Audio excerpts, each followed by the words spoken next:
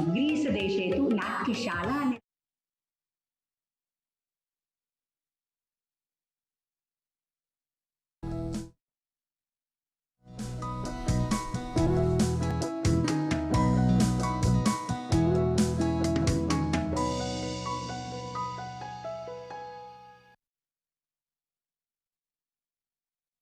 Health में आप सभी का स्वागत है। मैं हूं निखिल सिंह।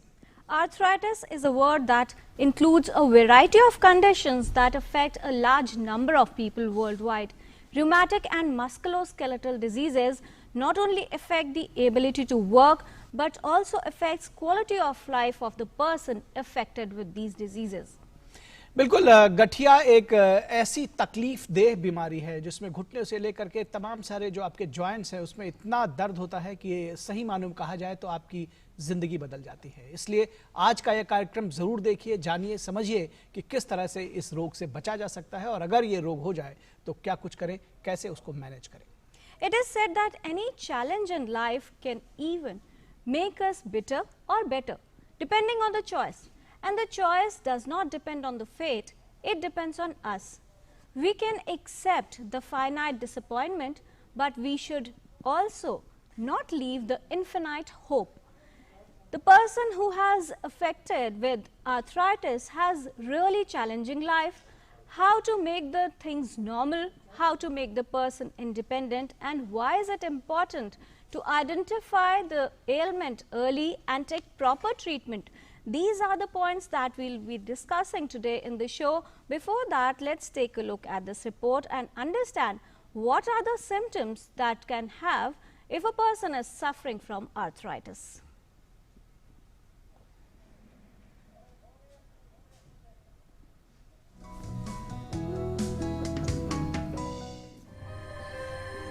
जोड़ों की समस्याएं बेहद आम हैं और कई लोगों को परेशान करती हैं, लेकिन जब जोड़ों में समस्या के कारण रोजमर्रा की क्रियाएं प्रभावित होने लगें तो बात चिंता की है, क्योंकि इसका कारण आर्थराइटिस रोग हो सकता है।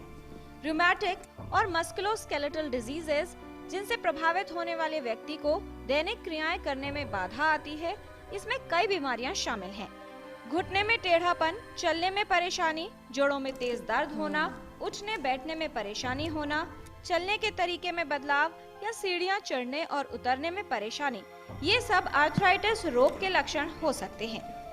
आर्थराइटिस के कई प्रकार हैं और इसका प्रभाव सिर्फ जोड़ों तक ही सीमित नहीं रहता, बल्कि शरीर के अन्य अंगों पर भी हो सकता है। ऑस्टियोआर्थराइटिस की संभावना उम्र बढ़ने के साथ बढ़ती है, जबकि रूमेटॉइड आर्थराइटिस कम उम्र की महिलाओं में अधिक देखा जाता है। गठिया में जोड़ों की परेशानी के अलावा मुंह और आंखों का सूखापन और गुर्दे पर भी प्रभाव हो सकता है। यहाँ तक कि महिलाओं में गर्भपात की जटिलता भी उत्पन्न हो सकती है।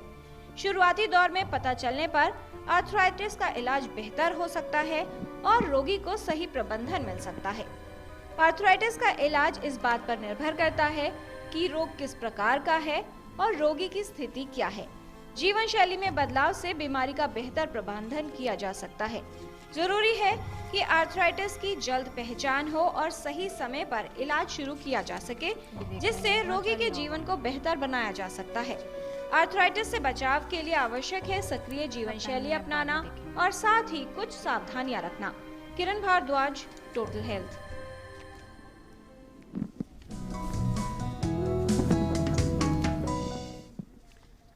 12th of October is observed as World Arthritis Day. So we today in the program will understand all the various aspects related to this disease and the musculoskeletal diseases that are becoming common and are showing the rising trend not only in the country but worldwide.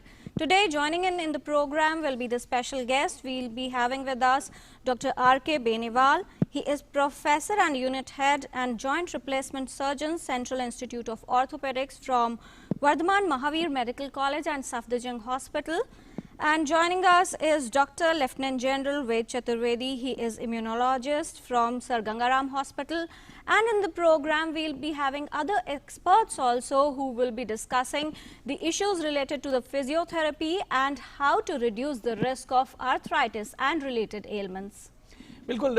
तो इस कार्यक्रम को ध्यान से देखते रहिए, समझते रहिए कि आखिर क्या कुछ सुझाव दिए जा रहे हैं। और इस कार्यक्रम में सिर्फ आप इसको देख ही नहीं सुन सकते, बल्कि इसका हिस्सा भी बन सकते हैं। आप हमें फ़ोन कर सकते हैं, हमारी फ़ोन लाइनें खुल गई हैं। हमारा फ़ोन नंबर नोट कर लीजिए, 1800111234। आप इस नंबर पर फ़ोन करके अगर आपसे मन में कोई सवाल हो, कोई शंका हो, तो उसका समाधान आप पा सकते हैं हमारे विशेषज्ञों के साथ। और इसके अलावा आप अपने सवाल हमें ईमेल भी कर सकते हैं। हमारा ईमेल आईडी नोट कर लीजिए, ddnewstotalhealth@gmail.com।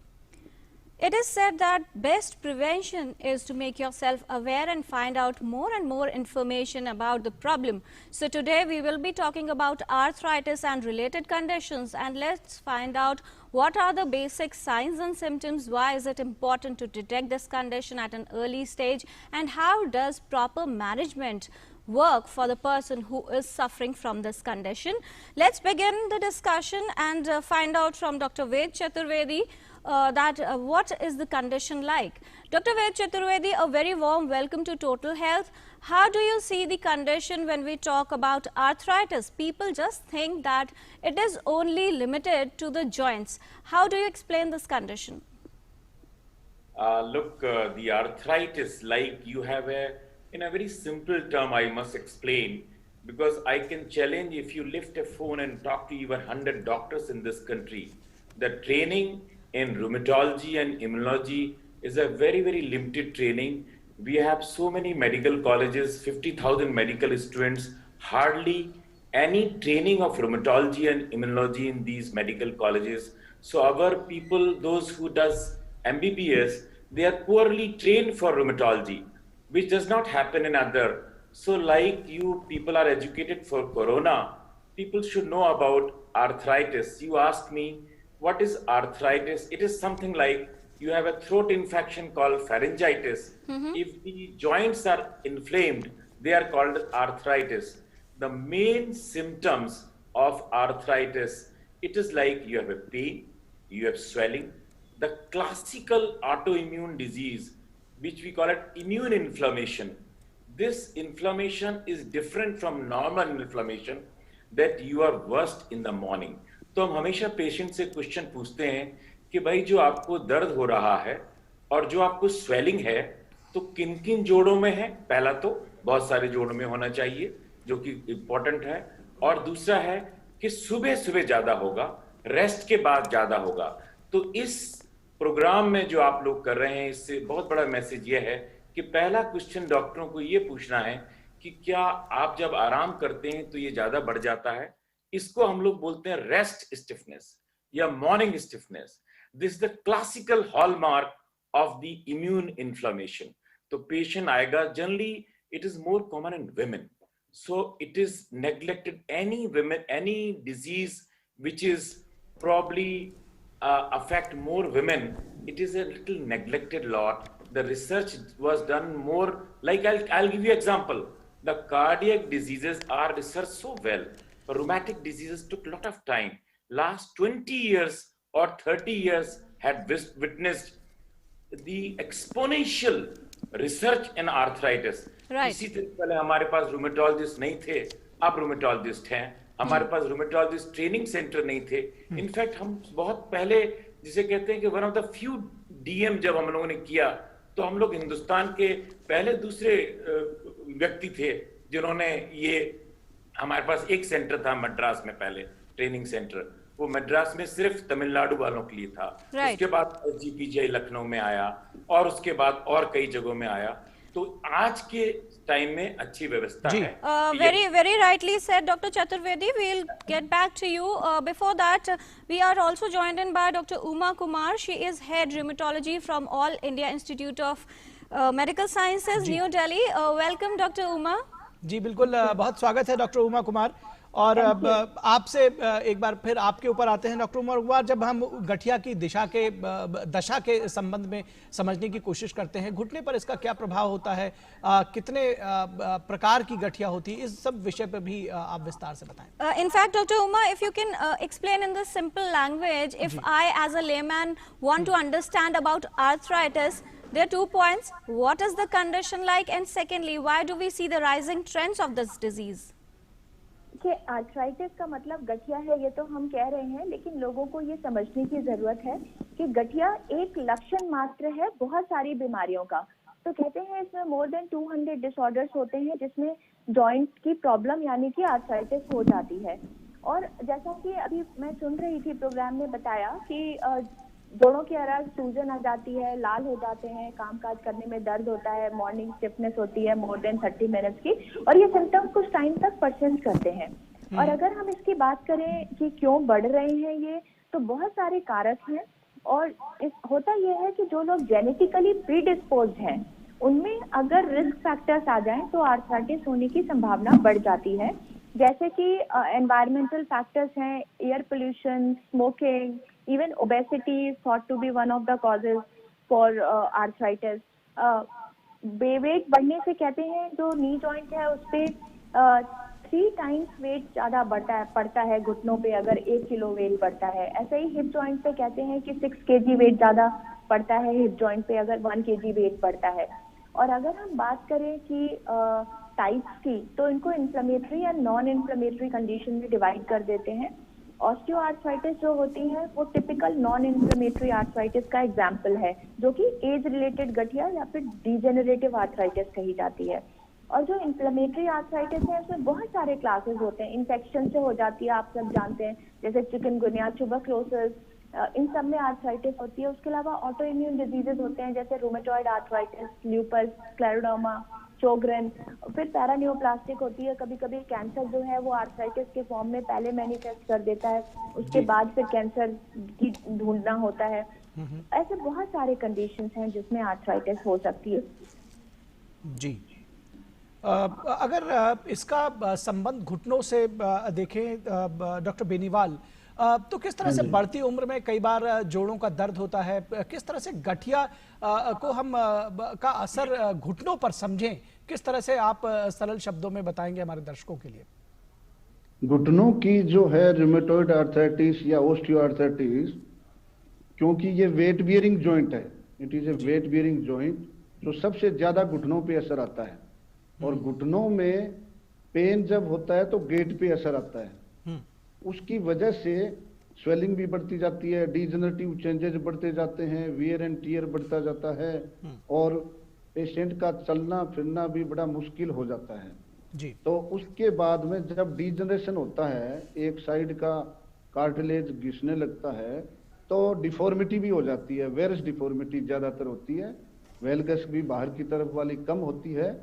उसकी वजह से पेशेंट का एडवांस स्टेज में गेट बड़ा पेनफुल और बड़ा ही मुश्किल हो जाता है, जिससे उसके मानसिक स्तर पे भी असर पड़ता है, वो डिप्रेस भी हो जाता है और सारी चीजें चलना फिरना बंद हो जाता है। तो फिर sugar, diabetes, heart disease, hypercholesterolemia, hypoparathyroidism, ये भी बढ़ने के अंदेशा है। Right. Dr. Uma, if we talk about the impact of COVID pandemic on the people who are suffering from rheumatic diseases, how do you see the challenge? Because it has been long time that the physical activity was curtailed. And if we talk about medications, how does it overlap with the certain medications like steroids that are generally given to such patients? How does it affect the overall quality of life, and how can we face this challenge in the coming days? Look, COVID has come as a double whammy for our patients. एक तो already उनको arthritis थी और ऊपर से उनका घूमना फिरना बंद हो गया और वो डॉक्टर के पास एग्जामिनेशन के लिए भी नहीं जा पा रहे, because in our patients examination of the joint and other systems is the most important thing, because as we say, rheumatology is a pure clinical medicine.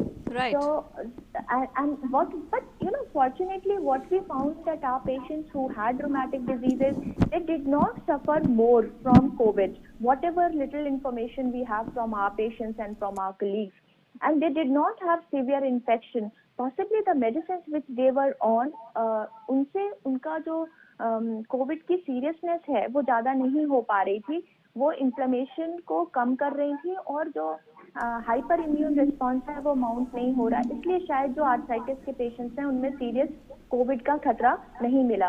और आप जानते हैं कि जो मेडिसिन यूज हो रही हैं आर्थराइटिस के पेशेंट्स में, उनमें से कुछ दवाएं कोविड में भी ट्राई की जा रही हैं और उनके रिजल्ट्स बहुत अच्छे आए हैं।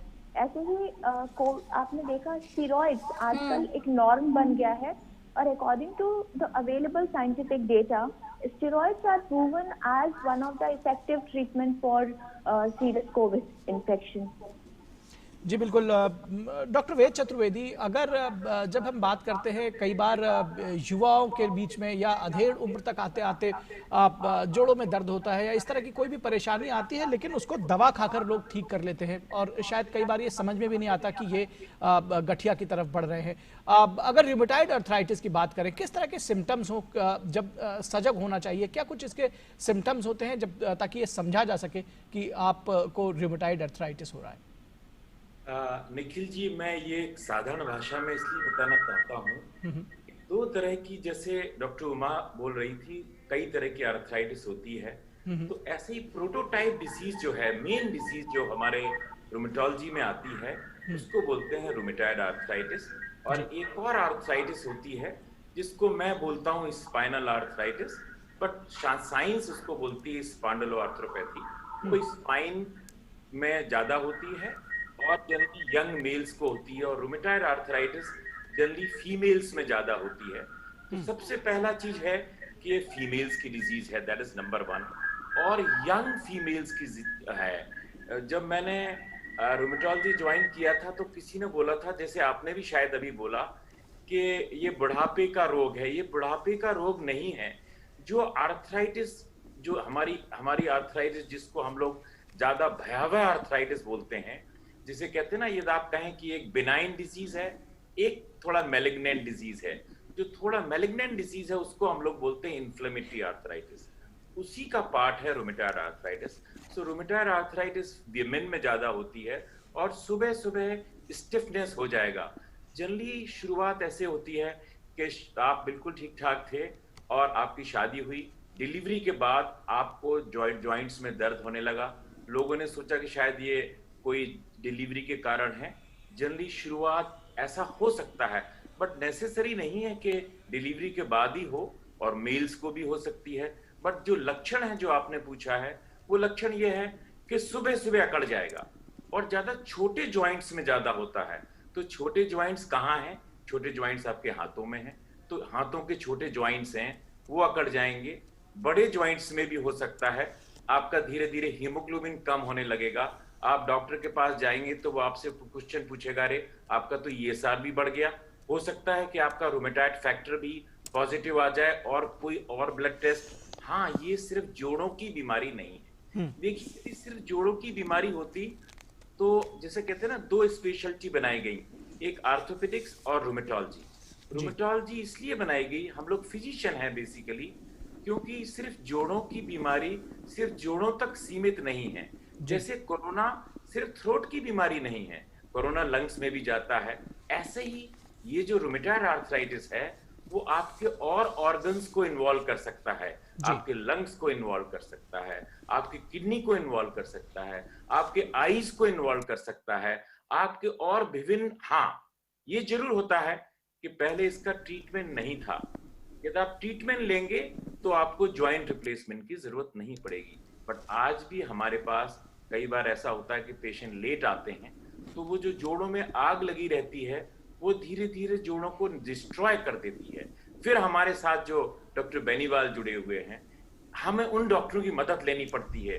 हम उनसे बोलते हैं कि भाई ये आर्थराइटिस है और इससे टोटल जॉइंट फेलियर हो गया है। एक वर्ड है टोटल जॉइंट फेलियर। जब जोड़ पूर्णतः नष्ट हो जाता है उसमें फिर दवाइयां काम नहीं करती। बट निखिल जी, मैं आपको बताता हूं, आज के दिन रूमेटोलॉजिस्ट, इतनी रूमेटोलॉजी में प्रगति हुई है और इतने लोगों को इसमें अवार्ड मिला है कि इसका ट्रीटमेंट अवेलेबल है यदि पेशेंट रिपोर्ट्स अर्ली। तो पहली चीज मैं लोगों से बोलना चाहता हूं, भाई आपको दांत की बीमारी के पास डेंटिस्ट के पास जाते हैं, आपको जोड़ों की बीमारी है आप रूमेटोलॉजिस्ट के पास जाइए, और रूमेटोलॉजिस्ट आपको ये बताएगा कि किस तरह की गठिया है। ये भयावह गठिया रूमेटॉइड आर्थराइटिस है कि नॉर्मल गठिया है। तो basically we have to find out which arthritis you are suffering from। यदि आपको रूमेटॉइड आर्थराइटिस है तो आई कैन अश्योर यू आज उसका ट्रीटमेंट अवेलेबल है। Early referral is the key. यदि कोई भी बीमारी है, चाहे आपको हार्ट अटैक हो, चाहे आपको कोरोना हो, अर्ली डिसीज का ट्रीटमेंट अवेलेबल है। रूमेटॉइड आर्थराइटिस का अर्ली डिसीज का ट्रीटमेंट अवेलेबल है। जैसे जैसे डिसेबिलिटी बढ़ती है, जैसे जैसे जो डिस्ट्रॉय होता है, फिर हमको अपने ऑर्थोपेडिक सर्जन्स की भी मदद लेनी पड़ती है। इसका ट्रीटमेंट अवेलेबल है और ये दवाइयां जिनको हम लोग आजकल बोलते हैं disease modifying anti rheumatic drugs, इस पे इतनी ज्यादा रिसर्च हुई है, बहुत ज्यादा रिसर्च हुई। So it is very important to identify the signs of arthritis at an early stage, visit an expert and take proper treatment and manage the condition. So today we are in the program talking about arthritis, what is the condition like and how can we take the proper management in order to graduate or delay the complications. That is what our experts are explaining. Joined in the program is Dr. Uma Kumar. She is head rheumatology from All India Institute of Medical Sciences. We have with us Dr. R.K. Beniwal. He is professor and unit head joint replacement surgeon from Central Institute of Orthopedics from Safdarjung Hospital and Vardhaman Mahavir Medical College. Joined in the show is Dr. Lieutenant General Ved Chaturvedi, immunologist from Sir Gangaram Hospital, and in the later half of the show we will be joined by Dr. Sanjay Wadhwa, Professor PMR from All India Institute of Medical Sciences. Dr. Uma, we will be observing the World Arthritis Day on 12th October, that is tomorrow, and the theme given this year is "It's in your hands, take action." So how do we understand what action is to be taken to prevent and manage this condition? Look, as you rightly said, that theme says it's in your hand, take action, which means to prevent arthritis, or if one develops arthritis, getting the treatment, not letting disability develop, depends on one's own, efforts.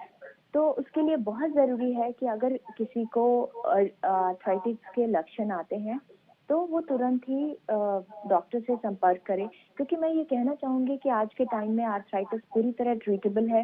जैसे diabetes, hypertension है, उनकी medicine life long चलती हैं and individual leads a normal life. Similarly here in arthritis, with treatment one actually leads a normal life and disability नहीं होती। और to be on the lighter side, जो orthopedic surgeon है हमारे colleague, उनकी जरूरत नहीं पड़ती है। तो that is very very important to take early treatment. There's lots of scientific data available which says जैसे जैसे बढ़ती जाती है बीमारी की ड्यूरेशन, वैसे वैसे जो इफेक्ट है ट्रीटमेंट का वो भी कम होता जाता है। तो longer duration of disease without treatment is one of the very important factor determining the outcome of arthritis treatment. Right जी बिल्कुल। और यहाँ पर एक कॉलर हमारे साथ जुड़ी हुई हैं, पिंकी कॉल कर रही हैं बेंगलुरु से। जी पिंकी जी, स्वागत है आपका, पूछिए अपना सवाल। जी very good morning. Good morning. I want to, या this is Pinky from Bangalore. जी, मैं ये पूछना चाहती हूँ कि मैं ऑस्टियोआर्थराइटिस से सफर कर रही हूँ लास्ट 2 ईयर्स से।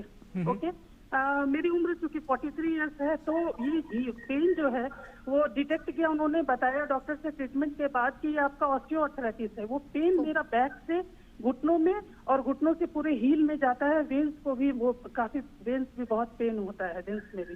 पिंकी जी, आपकी उम्र कितनी है? मेरी उम्र 43 ईयर्स है। 43।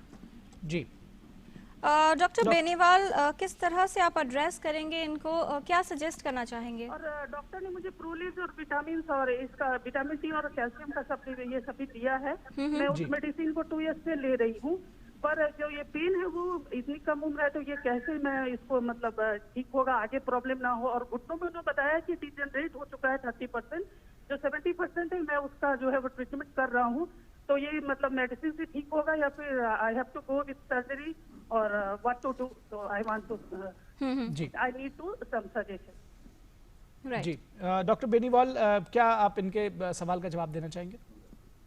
मैं सुन नहीं पा रहा हूँ इनकी आवाज, कृपया आप रिपीट कर दें तो अच्छा रहेगा। जी डॉक्टर बेनीवाल, पिंकी जी की उम्र जो है वो 43 इयर्स है, उनको ऑस्टियोआर्थराइटिस की शुरुआत हुई है, कुछ सप्लीमेंट्स पर उनको डाला गया है, आगे क्या इसके प्रोग्रेशन को स्लो किया जा सकता है और किस तरह से जो डैमेज जितना हो चुका है जॉइंट को बचाया जा सकता है, ये जानना चाह रही थी। आगे का सफर क्या रहेगा? क्या इस पे सर्जरी की जरूरत होगी? 2 वर्ष बिल्कुल बचाया जा सकता है, बिल्कुल बचाया जा सकता है। ये बहुत ही अर्ली स्टेज है ऑस्टियोआर्थराइटिस की, और इसमें मामूली सा मीडियल कंपार्टमेंट में थोड़ी प्रॉब्लम होता है, कार्टिलेज वियर होता है, तो उसके कुछ कारण है, उसका मैकेनिकल अलाइनमेंट कैसा है वो देखना पड़ सकता है, और बाकी उसमें मेडिकेशन है, एक्सरसाइज है, उससे बहुत ज्यादा आराम मिल सकता है। उसमें कोई ऑपरेशन की आवश्यकता अभी ऐसा नहीं होनी चाहिए।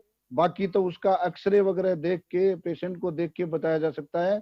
लेकिन अगर ये इन 3 चीजों का ध्यान रखें, एक balanced, good balanced diet, deep sound sleep और रेगुलर फिजिकल एक्टिविटी, एक्सरसाइज, अपने वेट को कंट्रोल रखें और एक्सरसाइज करें, और घुटने की एक्सरसाइज करें, क्वाड्रिसेप्स एक्सरसाइज जो होता है, अगर वो अपनी मसल्स को स्ट्रोंग बना सकती हैं तो ऑपरेशन को बचाया जा सकता है, 10 साल 20 साल तक भी बचाया जा सकता है। जी कुछ और सवाल भी ईमेल के जरिए हमारे पास आ रहे हैं। डॉक्टर उमा कुमार आपके लिए करण कांत ईमेल कर रहे हैं और पूछना चाहते हैं, ये लिखते हैं कि 9 वर्ष की उम्र में इन्हें अर्थराइटिस हो गया था, 18 वर्ष की आयु में हिप्स में बहुत दर्द हुआ और 22 वर्ष की आयु तक दोनों हिप्स 90 डिग्री पर जुड़ गए। 23 वर्ष की आयु में टोटल हिप रिप्लेसमेंट हुआ।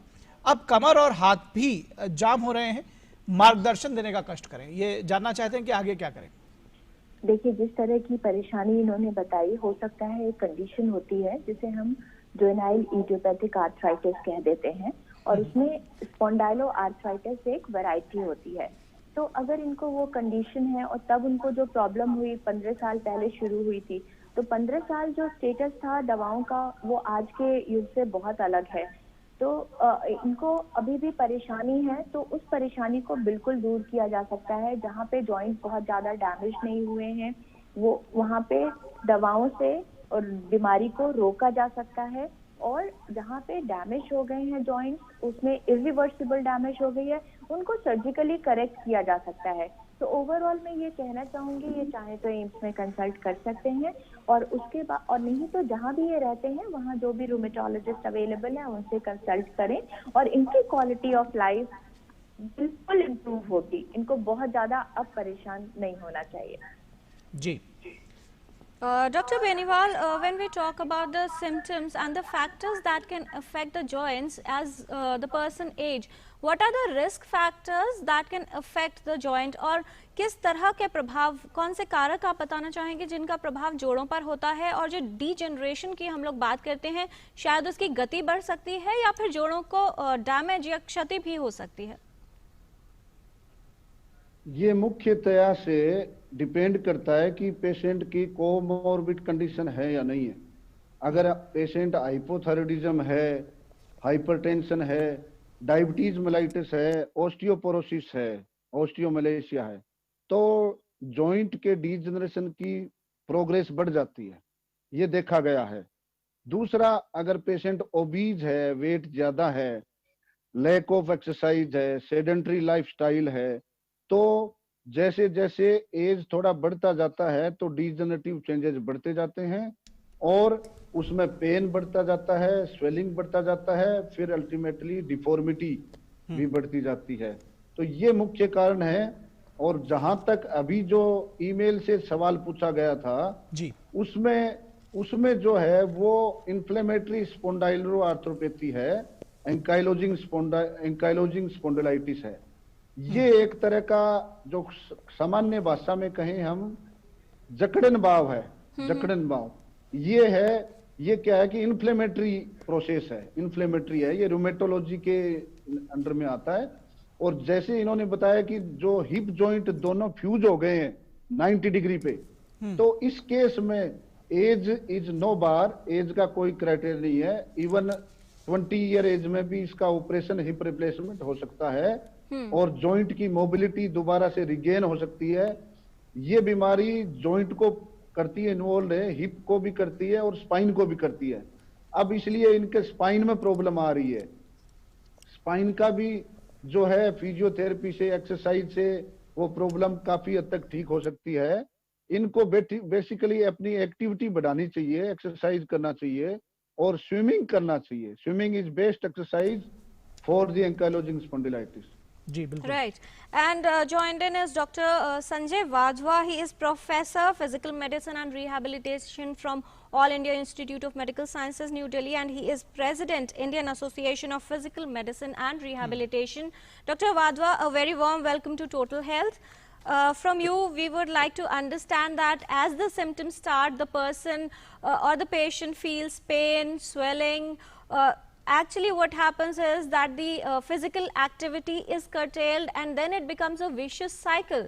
So, if we try to understand the ABCDE of arthritis related to the pain management, exercise and prevention, how would you summarize that? This is very important. Actually, arthritis is very prevalent, as everybody knows by now. Its main symptoms are pain, stiffness, swelling, and if not taken care of, it leads to deformity. So for the benefit of common people and a large number of viewers of your program, I tried to simplify it so that they can remember and understand better through ABCD approach. In that, I say A for activity. In arthritis, it is important to understand when to indulge in activities, how intense the activities can be, and when not to be involved in certain activities, thereby meaning that you have to give rest to the body and more importantly, rest to the affected joint. And in that, I also add adequate sleep, because sleep is very important for people with arthritis. In chronic painful conditions, many people have sleep disturbances. It leads to anxiety and then it also affects and aggravates their pain. B is body weight. It has been found that people who are having excess body weight, that means they are overweight or obese of varying degrees, there is too much of load bearing on the joints of the lower limbs. It also affects the curvature of the spine when there is too much of protruding abdomen. So if a person is overweight, then a simple intervention such as reducing the body weight significantly relieves the pain that the person is going through, and it also saves the joints for much longer duration. The need for surgical intervention is minimized. So people who are overweight, they must make all efforts to reduce weight. Now, a natural question is in the minds of people that we are not able to walk because of pain and our stiffness of the joints. So how do we reduce weight? So for weight reduction, dietary management is very important. And in fact, it is the first step. You control your diet intake, and gradually as you feel more comfortable and with the effects of medicine and other components of treatment, which bring down your pain, you increase your level of activity. And for lower limb joints, we must understand that when we are on the land, if a person is weighing 70 kilogram, that much force is on the joints. But if the same person is standing in a pool of water, then the weight on the joints is very much reduced. And this depends upon the level to which that person is submerged in water. To give you an example, if the person is in water up to the knee level, then 1/3 of the load is reduced from the joints. If the person is submerged up to the waist level, then 50% less weight is borne on the lower limb joints. So it is a very important thing. You are reducing the load on the joints. During that time, if the temperature of the pool is also controlled and it is warm, that gives relief to the joint pain, swelling, and stiffness. You can do more exercises when you are in water. And as the expert earlier said, that swimming is a very good exercise for certain forms of arthritis. The other component is C. C basically means many a times there is stiffness and pain and swelling and warmth of the joint. Acutely inflamed joints are warm to feel. They may appear red also. So everybody need not do hot fomentation. In the acute stage of the arthritis, you need cold fomentation. You need to cool the joint so that inflammation is reduced, the swelling is reduced. Cooling also reduces pain. Prolonged cooling may increase the stiffness to some extent, but then this can easily be countered by gentle mobilization of that joint. Ji. So you relieve the pain, you relieve the swelling, and then you can keep going. The next alphabet in that ABCD approach is D. As I said, arthritis, because of its chronic nature, destruction of the joints, weakness of the muscle, over a period of time, if not corrected properly, it can lead to development of deformities. Ji. And it is one of the most prevalent disabling conditions in adults throughout the world, including India. So one should identify disability at the early stage, thereby introduce all steps to reduce the effect of disability. Ji. That will require modification in the immediate environment, such as if stair climbing is difficult, then you can have railings, you can have ramps so that the person does not have to climb all the time stairs. This eases the strain on the joints. जी बिल्कुल Use of ध्यान certain रखने की ज़रूरत है, सजग रहने की ज़रूरत है और एक्सरसाइजेज को भी समझने की ज़रूरत है कि कौन सी एक्सरसाइज की जाए। उसके विषय में भी आपसे आगे जानने और समझने की कोशिश करेंगे। फिलहाल अगर इलाज की बात करें डॉक्टर उमा कुमार, तो इलाज के क्या कुछ तरीके हो सकते हैं? अगर एक बार गठिया हो जाता है, फिर किस तरह से इसके इलाज चलता है आगे? कि अगर किसी को हो जाता है तो पहला तो है करेक्ट डायग्नोसिस, क्योंकि मेरे से मैंने कहा कि there could be more than 200 conditions जिसमें जॉइंट पेन्स हो सकते हैं। दूसरी चीज होती है जितने भी इन्फ्लेमेटरी आर्थराइटिस हैं वो मल्टी सिस्टम होते हैं, यानी कि शरीर के बहुत सारे सिस्टम्स इन्वॉल्व होते हैं। तो डिजीज की एक्सटेंट देखना बहुत जरूरी है, चाहे पेशेंट उनके बारे में कंप्लेन ना कर रहा हो। जैसे लंग की इन्वॉल्वमेंट हो जाती है, हार्ट की इन्वॉल्वमेंट हो जाती है, एब्डोमिनल स्ट्रक्चर्स, ब्रेन सब इन्वॉल्व हो सकते हैं। तीसरी चीज आती है जब एक्सटेंट असेस कर ली तब मेडिसिन क्या देने हैं। आज बहुत सारे तरह तरह की दवाएं उपलब्ध हैं और जो स्टेरॉइड्स हैं वो कुछ सेलेक्ट कंडीशन में दिए जाते हैं जहां पर हम इमीडिएट रिस्पांस चाहते हैं। उसके अलावा जो disease modifying anti rheumatic drugs हैं जैसे मीथोट्रेक्सेट, सल्फासालाजिन, लेप्टोनोमाइड और भी बहुत सारी, वो सेलेक्ट ग्रुप ऑफ पेशेंट्स में दी जाती हैं ये देखने के बाद कि किस पेशेंट ने अपनी फैमिली कंप्लीट कर ली है, कौन मैरिड है, कौन हु इज अनमैरिड, वुमेन को दे रहे हैं, मेल को दे रहे हैं। और इसके अलावा जब इन दवाओं का असर नहीं आता तो बायोलॉजिक एजेंट्स होते हैं जो सेकेंड लाइन थेरेपी होती है। आजकल बहुत सारे लोग इसको फर्स्ट लाइन थेरेपी की तरह भी यूज करने लगे हैं, तो उनमें वो दवाएं दी जाती हैं। और कोशिश ये होती है कि इरिवर्सिबल डैमेज ऑर्गन में ना हो पाए, तो इसलिए एक बिल्कुल स्पेसिफिक टाइम पीरियड में डिजीज को कंट्रोल करने की कोशिश की जाती है। और क्योंकि अगर वो ट्राई करते रहे दवाएं और बीमारी बढ़ती रही तो इरिवर्सिबल डैमेज होने की संभावना बहुत बढ़ जाती है। So we call it treat to target within a specified period of time. और सारी जो दवाएं हैं उनसे हर तरह की गठिया पे अच्छा असर आता है। Right. Dr. Beniwal, if we talk about the surgery part, what is the right time to perform a surgery, and specifically if we talk about the joint replacement, और किस तरह से select किया जाना चाहिए कि कब समय है सर्जरी करवाने का और कौन सा सही व्यक्ति है जिसे जॉइंट रिप्लेसमेंट की आवश्यकता है? बिल्कुल, क्योंकि इसको लेकर के कई बार भ्रम की स्थिति रहती है, लोगों को ये समझ में नहीं आता है कि कब जॉइंट रिप्लेसमेंट के लिए जाना चाहिए और जो स्थिति है वो कई बार जो पेशेंट है उनको समझ में नहीं आता है। मैं सरल भाषा में समझाना चाहूंगा कि सर्जरी के रूप में सिर्फ जॉइंट रिप्लेसमेंट ही एक सिलेक्शन नहीं है जी, और भी सर्जरी है। जैसे अगर डिफॉर्मिटी उसमें डीजनरेशन नहीं है, कार्टिलेज ज्यादा नहीं घिसा हुआ है, तो हम उसको ऑस्टियोटोमी करके अलाइनमेंट करेक्ट कर सकते हैं डिफॉर्मिटी को। उसको हाई टीबियल ऑस्टियोटोमी बोलते हैं। उसमें जॉइंट को रिप्लेस नहीं करना है और उसमें मैकेनिकल अलाइनमेंट जो है करेक्ट हो जाता है, पैर सीधा हो जाता है। जो वेरस डिफॉर्मिटी थी, अंदर की तरफ पैर आता है थोड़ा सा, वो करेक्ट हो जाता है और उससे पेन कम हो जाता है, काफी हद तक कम हो जाता है और नॉर्मल लाइफ लीड कर सकता है।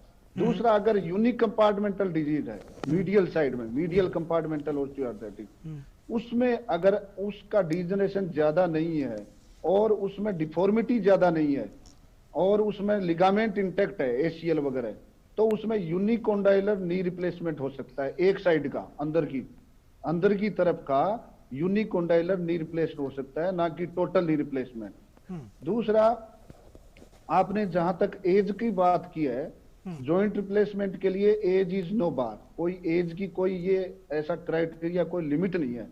पेशेंट को हम सेलेक्ट करते हैं प्रॉपर जिस पेशेंट में क्लियर कट इंडिकेशन है कि इस पेशेंट में जॉइंट रिप्लेसमेंट में बहुत ज्यादा फायदा होगा, उसी में हम जॉइंट रिप्लेसमेंट करते हैं। ऐसे नहीं है कि हर कोई में ऑस्टियोआर्थराइटिस है उसमें हर में कर दिया। वो क्राइटेरिया ये है कि जैसे पेशेंट अगर आपके पास आता है उसको हम पूछते हैं आप क्या करते हो, क्या एज है, क्या डेली रूटीन एक्टिविटी क्या है। वैसे थोड़ा बहुत पेन होता रहता है, एक्सरसाइज करने से दवाइयों से मैनेज हो जाता है, पेन ही की बात नहीं है। लेकिन अगर पेशेंट की डेली रूटीन एक्टिविटी, लाइफ की डेली रूटीन एक्टिविटी हैम्पर हो जाए, अगर अफेक्ट होने लग जाए, जैसे घर में अगर पेशेंट है बाथरूम तक जाना ही उसका दूभर हो जाए और उसमें ही सीवियर पेन हो, चल नहीं पाए, उठ ही नहीं पाए, उठ के खड़े होके चलने में भी प्रॉब्लम है, अगर डेली एक्टिविटी हम पर हो जाती है, उसमें यह है कि उसमें जॉइंट रिप्लेसमेंट कर देना चाहिए। और उसमें अगर डिफॉर्मिटी ज्यादा है, वेरियस डिफॉर्मिटी है, पेशेंट का गेट भी अफेक्ट हो गया है, वो वेडलिंग गेट हो गया, उसका लर्चिंग गेट है, एक तरफ इधर झुक के चलता है, एक तरफ इधर झुक के चलता है, एक तरफ इधर, और उससे क्या है कि डिफॉर्मिटी और ज्यादा बढ़ेगी, क्योंकि ये तो विशियस साइकिल है। अंदर की तरफ का अगर पाया घिस गया है तो वो पैर अंदर की तरफ आ जाएगा और वेरस में आ जाएगा, अगर वो कंटिन्यू चलता रहा तो फिर और ज्यादा घिसेगा तो और वेरस में आ जाएगा। तो उसको स्टॉप करने के लिए चैन को, विशेष साइकिल को, उस समय वहां पे सर्जरी करने की आवश्यकता है और जॉइंट रिप्लेसमेंट हम कर सकते हैं।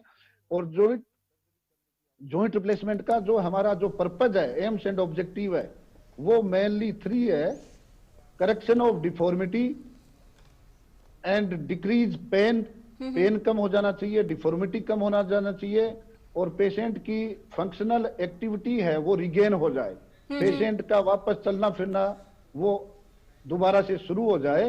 उसमें 3 अगर ऑब्जेक्टिव पूरे हो गए तो सर्जरी सक्सेस है। Right. So there are many options available for the patients to go for the betterment and to maintain the quality of life, as the expert said. And presently we are having a caller from Odisha, Miss Sushmita. Sushmita ji, स्वागत है आपका total health में, सवाल पूछिए।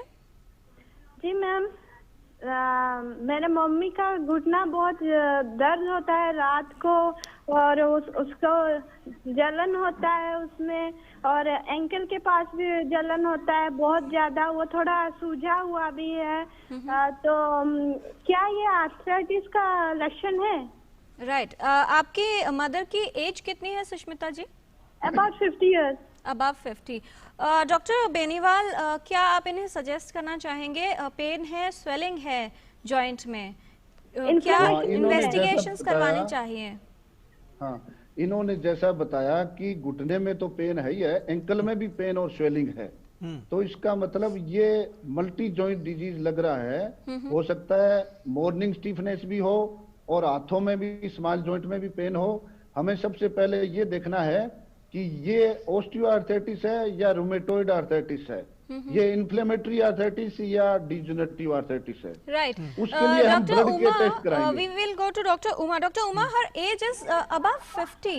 So how likely is it to be rheumatoid arthritis or any other condition? What would you suggest?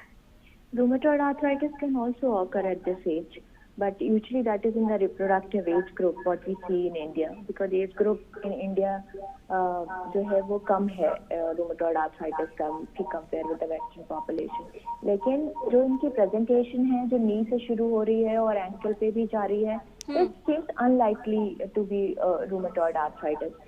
इसके लिए ये इनकी डिजेनरेटिव भी हो सकती है। इसके अलावा जैसे मैं कह रही थी शुरू में कि बहुत सारे कंडीशंस होते हैं जिसमें एंकल और नी से इन्वॉल्वमेंट होती है। तो मैं यहाँ बताना चाहूंगी कि जो जॉइंट का पैटर्न ऑफ इन्वॉल्वमेंट है वो भी बहुत इंपॉर्टेंट है डिसाइड करने के लिए कि किस प्रकार की आर्थराइटिस हो सकती है। तो I would not consider rheumatoid arthritis as such in her case. It could simply be hypothyroid, osteoarthritis और any other arthritis where lower limb joints are involved. जी, यहाँ पर एक बार फिर से फिजियोथेरेपी और एक्सरसाइजेस की बात करें, डॉक्टर संजय वाधवा, किस तरह का सजेशंस देंगे आप दर्शकों को कि जो एक्सरसाइजेस हैं या फिजियोथेरेपी है क्या सबके लिए अलग अलग है, और किस तरह से इसमें योग में भी के जरिए भी फायदा हो सकता है, क्या एक्सरसाइजेस की जाए, क्या बताएंगे आप दर्शकों को? एक्सरसाइजेस बहुत इंपॉर्टेंट रोल प्ले करती हैं आर्थराइटिस के मैनेजमेंट में, और कई प्रकार की आर्थराइटिस होती है और कई प्रकार की एक्सरसाइजेस हैं।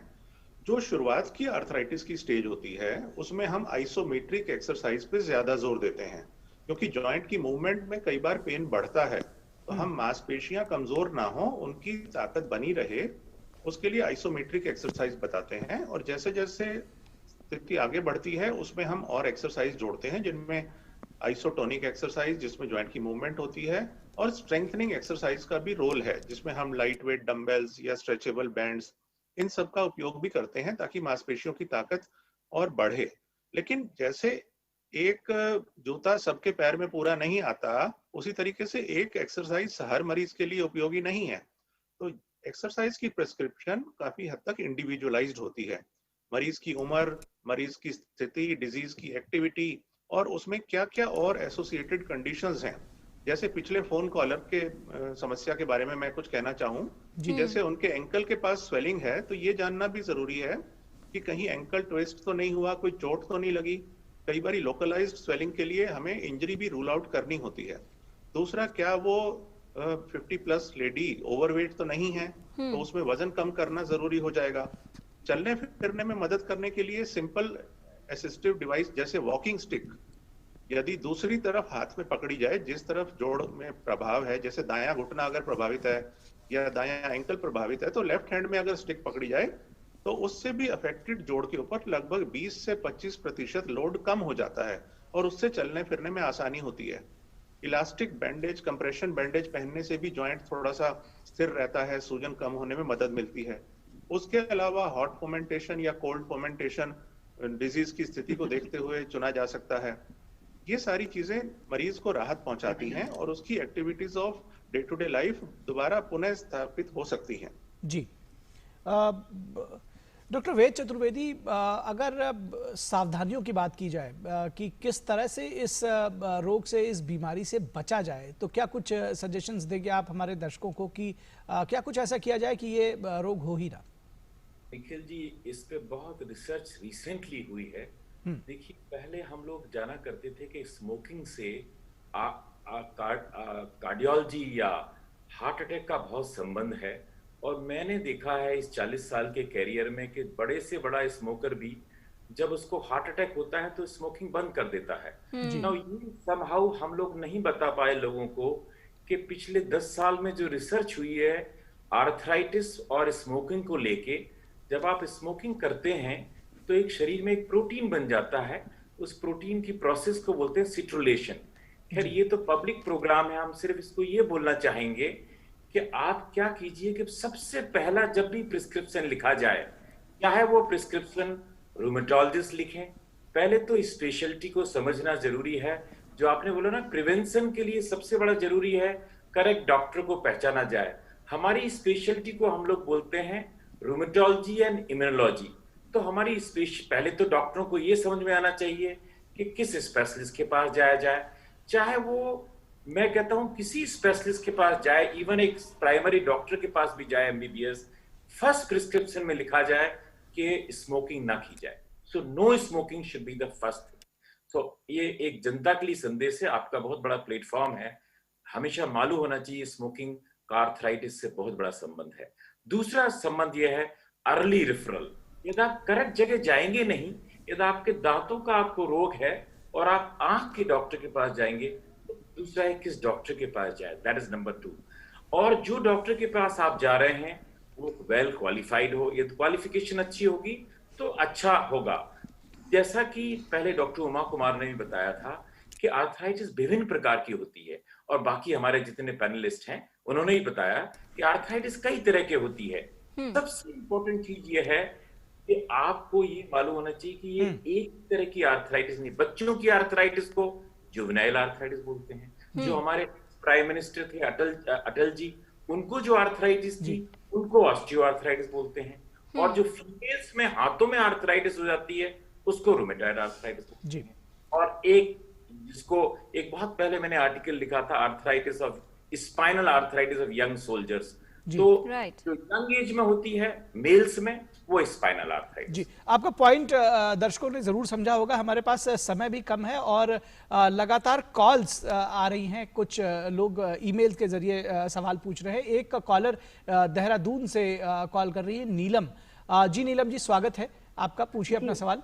जी, मेरी उम्र 61 साल है। मुझे काफी सालों से रोमेटॉइड है, पर मैं दवाई लेती तो थोड़ा नॉर्मल ठीक हो जाता है, पर 2-3 साल से 2.5 साल से मुझे लेफ्ट पैर में बहुत दर्द है, उठने में, बैठने में, चलने में, खड़े होने में, वॉशरूम तक जाने में। और वो MRI कराया था, उसमें सिस्ट है एक नी में।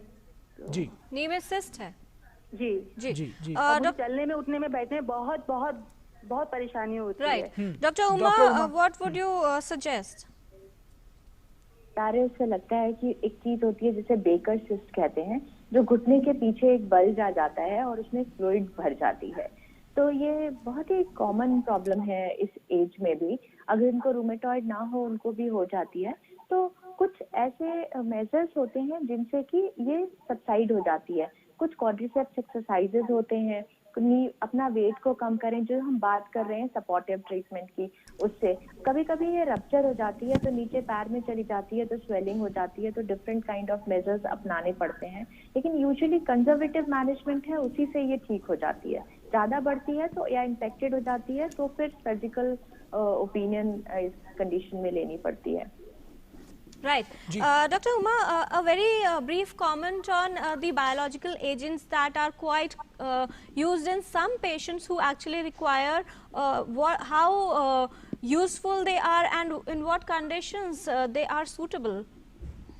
Biological agents are very, very helpful in controlling arthritis which is refractory to conventional treatment.